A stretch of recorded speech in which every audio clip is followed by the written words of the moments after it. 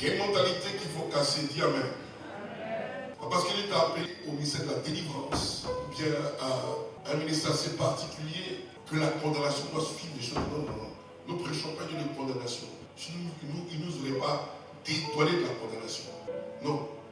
On prêche un Dieu de grâce. Oui, le Dieu de la grâce. Il dit qu'il n'y a donc aucune condamnation pour celui qui est en Jésus. Parce que la loi de l'esprit de vie, lorsqu'il prend ce côté de loi, il s'adresse au royaume déjà, aux constitutions, aux institutions, aux principes du royaume. Il dit la loi de l'esprit de vie nous a arrachés, il dit nous a détoilés, il dit nous a enlevés, nous a délivrés de la loi du péché de ce monde-là et de la mort. Mort, où es-tu? Mort, où est ton église? La mort dans tous ces domaines. La mort dans ton mariage, la mort dans ton foyer, la mort dans tes affaires, la mort dans tes relations, la mort dans ton travail, la mort même dans ce que tu fais. La mort ne doit plus exister dans tout ce que tu fais. Il n'y a pas de pourriture. Tout est vie, tout est vie. L'âme de Dieu vit dans tout ce que tu fais. Personne n'est là pour te condamner. Il y a une arme que le diable utilise qui ne va jamais changer. C'est une arme particulière, une arme qui est utilisée pour déstabiliser les moyens de Dieu, voire les enfants de Dieu. Voire des personnes qui ont un cœur aussi faible. Et ça même arrive même dans la maison. Même dans votre propre maison, cette arme est utilisée. Même vos frères, vos soeurs, il a utilisé cette arme contre toi. Ton propre fils utilise cette arme-là contre toi. Parce qu'il voit ta faiblesse. Quand ton fils voit ta faiblesse, il te rappelle. Il t'en met pas fait ça hier. C'est une arme que le diable utilise partout. Ça s'appelle l'arme de la culpabilité. La culpabilité est une arme qu'il faut combattre au quotidien. Celui qui visiblement vit une culpabilité, moi je le trouve égocentrique. C'est-à-dire qu'il voit sa personne d'abord. Lorsque tu vas focus les choses sur ta personne, tu as tout te culpabiliser. La culpabilité est vécue lorsque tu sors du moi et tu vois l'autre. Tu vois Jésus. C'est pas toi. Personne ici a écrit à Dieu pour dire je veux naître aujourd'hui. Personne n'a demandé à Jésus de faire venir. Tu n'as pas dit à Dieu je veux naître. Non. C'est lui qui a décidé que tu viennes.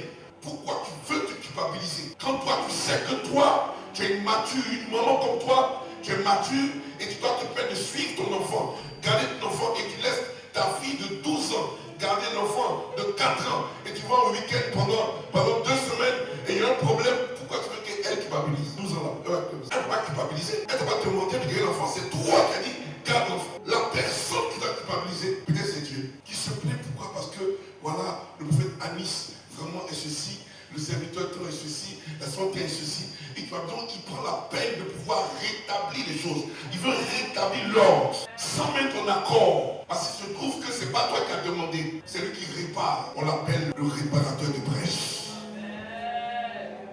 Il n'est pas là pour demander ton avis, parce que tu n'es pas pareil. Il sait que tu es immature sur certains points de la vie. Il est immature. Beaucoup ont catalogué le Seigneur comme étant le Dieu qui pardonne nos péchés. Et ça s'arrête là. Mais il n'est pas limité à là. Tu ne connais pas un Dieu qui toi, le Dieu que je prêche là. Lui, tu le connais parce qu'il a la repentance, il pardonne. Mon Dieu me pardonne, je connais Dieu qui pardonne. Mais Dieu n'est pas limité au pardon. Il va au-delà du pardon. Il va à l'abondance de ta vie. Il se préoccupe comment tu manges, comment tu dors. Il se préoccupe qu'est-ce que tu feras demain. Il se préoccupe de toi. Au point où il manifeste un ange tous les jours pour te suivre au quotidien. Est-ce que tu le sais que tu es suivi au quotidien par un ange de Dieu? C'est la préoccupation de père. Et d'une mère qui dit, je veux te prendre comme nounou, ma fille. Je ne suis pas là. Même si tu coûtes cher, je te payerai. Mais Dieu nous donne une nounou angélique tous les jours. Tu connais son prix, tu connais son salaire. Parce que j'ai l'impression que l'immaturité gagne l'église. Avant même que Dieu puisse te prendre, il connaît ta destinée. Il sait où tu vas. Moi, les hommes qui disent, moi là, mon salut est assuré, mon paradis est assuré. C'est la peur qui vient. Il a peur. Quand il parle, il a peur. Chaque jour suffit sa paix. Vis Dieu au quotidien. Sors de la maison et vis Dieu. Avant de dormir, prie. Tu te lèves, prie. Le sommeil n'est pas obligatoire. La grâce est plus immense que le péché. La grâce est plus beaucoup que le péché. On ne peut pas discuter ça. Donc c'est une question de veiller sur ton corps. Ton corps doit être nettoyé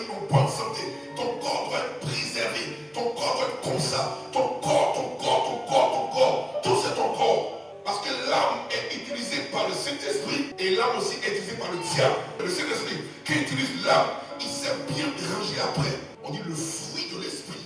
Et puis on sait plusieurs. On dit on dit les œuvres de la chair. On dit les, et puis on dit plusieurs. On dit les œuvres et plusieurs. Jusqu'à, on met point, ça ne finit pas. Il faut que Dieu nous aide à changer de mentalité sur la manière dont nous voulons être. Parce que Dieu est simple, mon complique le Seigneur. Il est tellement simple, la grâce la grâce, oh my God. Il y a trop de choses qui englobent la grâce. La seule chose que Dieu avait qui t'englobe, c'est que Dieu a donné la grâce à la foi. Dieu a confié la grâce à la foi. C'est tout ce qu'il a fait. La grâce est là, mais la foi n'a pas géré ça. Je donne la grâce à l'humanité, mais qui est un moyen gérant? Ou bien, donc tu avais ça gérant. Quand tu as déposé tout dans le il n'a pas laissé la gestion à Adam. Voilà. Mais il donne ça à la foi. Et la foi n'est pas compliquée. Hein? Il dit, si tu me considères, et tu prends la classe. Et ça veut la grille. Si tu me considères, moi la foi, sers-toi comme tu veux. Mais demande-moi la foi d'abord avant de prendre. Parce que sans la foi, tu ne peux rien avoir. Voici la dimension de grâce dans laquelle nous devons travailler. Il n'y a pas de sacrifice réel. Il dit réel pour avoir la grâce. Il n'y a pas. Si ce n'est que demander la foi à Dieu. Au point où il dit, dans la dimension de foi, de 0 à plus infini, il dit pas du moins, mais de 0 à plus infini, il dit même si ta foi est 0,00001, serre-toi au maximum. Serre-toi au maximum. Même si ta foi est 0, pas 0, 0 c'est pas la foi. Mais si tu as 0,0000009, tu as la foi. Romains 3, à partir du verset 5. Ici au chapitre 3, verset 5, il dit, mais si notre injustice établit la justice de Dieu, que dirons-nous? Dieu est-il injuste quand il déchaîne sa colère? Je parle à la manière des hommes. Loin de là. Autrement, comment Dieu jugerait-il le monde? Si par un mensonge, la vérité de Dieu éclate davantage pour sa gloire, pourquoi suis-je moi-même encore jugé comme pécheur?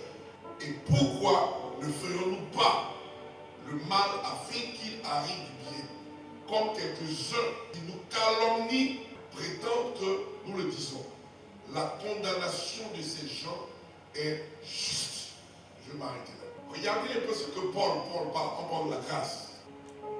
Voyez Dieu simple. Voyez Dieu simple. Quand il dit simple, c'est simple. Si tu arrives à aimer ton frère, avoir des rapports vraiment simples avec ton frère, tu arrives à converser sans préjugés, tu arrives à saluer quelqu'un sans avoir une arrière-pensée, tu arrives à apprécier quelqu'un à sa juste valeur, à reconnaître le potentiel complémentaire comme valeur ajoutée à ta vie à cause de la relation que vous avez, arrive à te soustraire même et qui prenne place afin que tu voies son potentiel réel, tu pourras aller plus loin.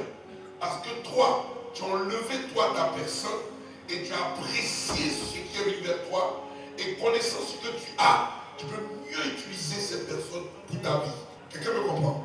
Ça veut dire que ta vie ne doit même pas compter quand tu croises quelqu'un. Sinon tu verras, tu seras aveugle sur son potentiel, aveugle sur sa force, aveugle sur sa beauté, quoi que ce soit. Tu ne peux pas. Toute personne qui vient vers toi, tu dois te soustraire déjà. Tu dois te neutraliser. Sinon, il y aura un mélange de fréquences. Coupe ta radio et écoute sa fréquence. Afin d'apprécier. C'est quoi ça qui vient vers moi là? C'est quoi ce barbu?